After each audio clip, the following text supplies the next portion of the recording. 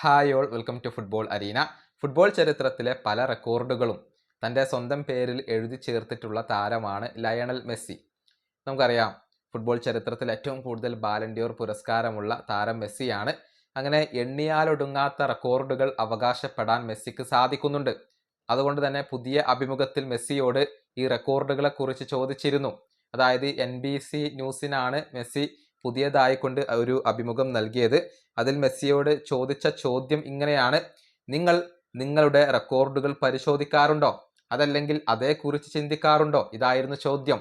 ഇതിന് മെസ്സി മറുപടി നൽകിയത് ഇപ്രകാരമാണ്: ടീമിന് ഏറ്റവും ബെസ്റ്റ് ആയിട്ടുള്ളത് ഏതാണ്, അത് മാത്രമാണ് ഞാൻ ചിന്തിക്കാറുള്ളത്.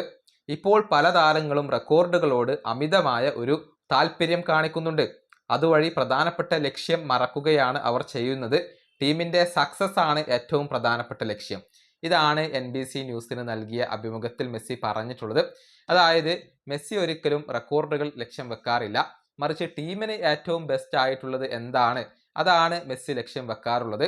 ഇപ്പോൾ പല താരങ്ങളും ടീമിന് മുൻഗണന നൽകാതെ റെക്കോർഡുകളോട് അമിതമായ ഒരു അഭിനിവേശം കാണിച്ചുകൊണ്ട് കളിക്കുന്നു എന്നൊക്കെയാണ് മെസ്സി ഇപ്പോൾ പറഞ്ഞിട്ടുള്ളത്. അതായത് വ്യക്തിഗത റെക്കോർഡുകളോട് തനിക്ക് താല്പര്യമില്ല, ടീമിന്റെ നേട്ടങ്ങൾ മാത്രമാണ് തന്റെ ലക്ഷ്യം എന്നാണ് ഇപ്പോൾ മെസ്സി പ്രഖ്യാപിച്ചിട്ടുള്ളത്.